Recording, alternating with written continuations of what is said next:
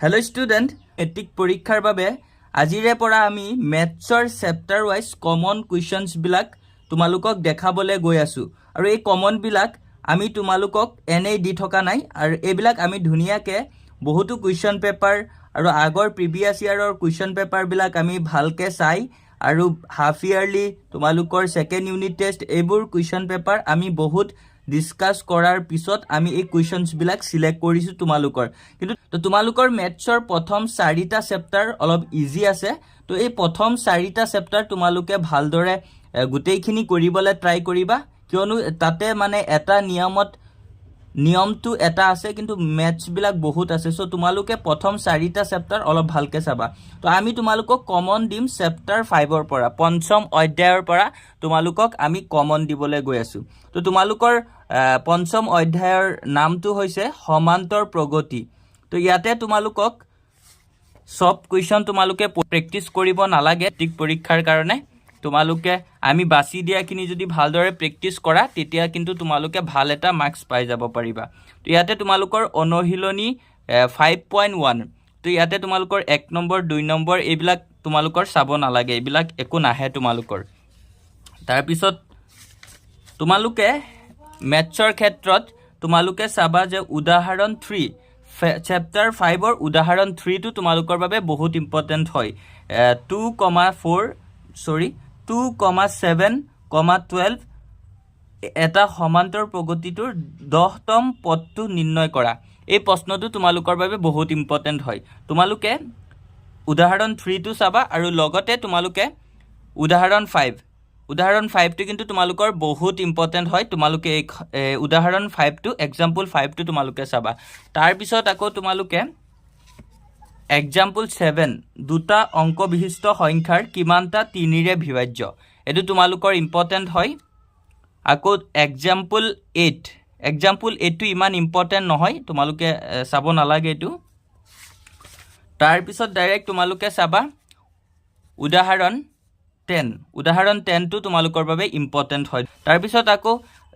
আৰু তোমালোকে 5.1 ৰ আৰু একো চাব নালাগে ইয়াতে কৈ থকা উদাহৰণ কেটা যদি ভালকে প্ৰেক্টিস কৰি দিয়া তেন্তে হৈ যাব তাৰ পিছত তোমালোকৰ অনুশীলনী 5.2 তোমালোকে 1 নম্বৰ প্ৰশ্নটো প্ৰেক্টিস কৰিব নালাগে তোমালোকে 2 নম্বৰ প্ৰশ্নটোৰ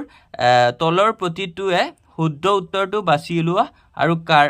কাৰণ দৰ্হুৱা তো ইয়াতে তোমালোকে যিকোনো এটা এইকিটা দুটাৰ এই 2 নম্বৰৰ পৰা তোমালোকক কিন্তু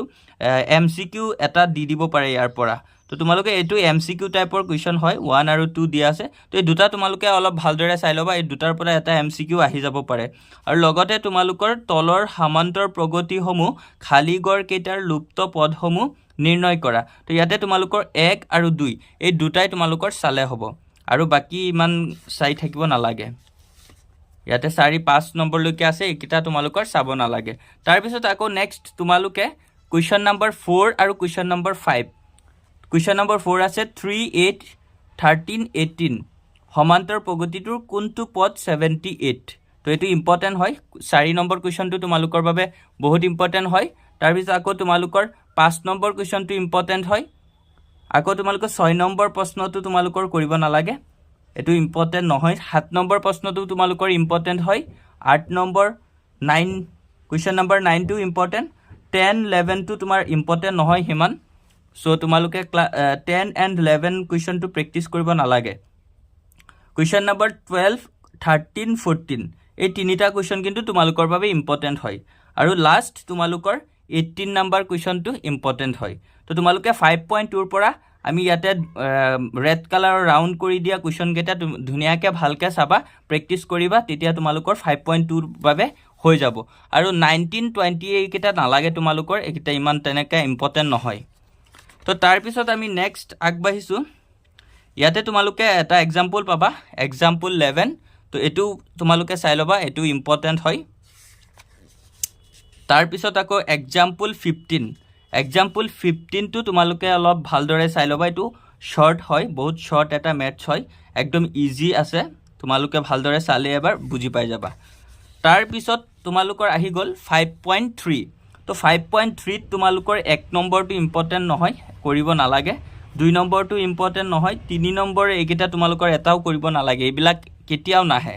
তো ইয়াতে তোমালোকৰ ইম্পৰ্টেণ্ট হ'ব question number 4, question number 5, question number 7, question number 8, question number 9 and question number 10 ইয়াতে 6, 11 এইকেইটা তোমালোকৰ একদম কৰিব নালাগে এইকেইটা কেতিয়াও নাহে আকৌ তোমালোকৰ 12, 13, 14 এই তিনিটা কুৱেশ্যনো তোমালোকৰ ইম্পৰ্টেণ্ট আছে 15 নম্বৰটো তোমালোকৰ কৰিব নালাগে 15 নম্বৰটো ইম্পৰ্টেণ্ট নহয় আকৌ লাষ্টত তোমালোকৰ 16 নম্বৰ কুৱেশ্যনটো বহুত ইম্পৰ্টেণ্ট হয় 17, 18 এইবিলাক তোমালোকৰ কৰিব নালাগে 19, 20 এইবিলাক এনেই এৰি দিবা এইবিলাক কোনো ইম্পৰ্টেণ্ট নাই তোমালোকে কৰিব নালাগে তো ছাত্ৰ ছাত্ৰীসকল পঞ্চম অধ্যায়ৰ ইয়াতে আমি দেখাই দিয়া মেথছখিনি তোমালোকৰ বাবে বহুত ইম্পৰ্টেণ্ট হয় গতিকে তোমালোকে চেপ্টাৰ 5ৰ আমি ৰাউণ্ড চিন কৰি দিয়া ৰেড কালাৰৰ ৰাউণ্ড চিন কৰি দিয়াখিনি তোমালোকে ভালদৰে চাবা ইয়াৰ বাহিৰে তোমালোকে আৰু একো চাব নালাগে চেপ্টাৰ 5ত তো ছাত্ৰ ছাত্ৰীসকল আজিৰ ভিডিঅ'ত তোমালোকৰ বাবে আমি চেপ্টাৰ 5ৰ ইম্পৰ্টেণ্ট মেথছবিলাকেই দিছোঁ তোমালোকে যদি এনেদৰে বাকি চেপ্টাৰবিলাকৰো চেপ্টাৰ ৱাইজ এনেদৰে ইম্পৰ্টেণ্ট মেথছবিলাক লাগে তেনে তোমালোকে আমাক কমেণ্টছ কৰিবা 20+ ষ্টুডেণ্টে আজিৰ ভিতৰতে কমেণ্ট কৰি দিয়া তেন্তে আমি এনেদৰে প্ৰতিদিনা তোমালোকৰ বাবে 2-3টাকৈ চেপ্টাৰ কমন কুৱেশ্যনছবিলাক আমি লৈ আহিম আৰু ছাত্ৰ ছাত্ৰীসকল তোমালোকে যদি IH টেক আছামত আজি নতুন আহিছা তেন্তে আমাৰ এই চেনেলটো কিন্তু ছাবস্ক্ৰাইব কৰিবলৈ পাহৰি নাযাবা লগতে তোমালোকে যদি মেথছৰ নিউ পেটাৰ্নৰ MCQখিনি তোমালোকে ল'ব বিচৰা তেন্তে তোমালোকে IH টেক আছামৰ অফিচিয়েল নাম্বাৰ 6002994303 এই নাম্বাৰত তোমালোকে কণ্টেক্ট কৰি মেথছৰ MCQখিনি ল'ব পাৰিবা তো আজিৰ ভিডিঅ' এইখিনি আছিলে আশা কৰোঁ ভিডিঅ'টো তোমালোকৰ বাবে বহুত হেল্পফুল গতিকে ভিডিঅ'টোত এটা লাইক কৰি দিবা আৰু আমাৰ এই চেনেলত আজি নতুন আহিলে চেনেলটো ছাবস্ক্ৰাইব কৰি দিবা থেংক ইউ ফৰ ৱাচিং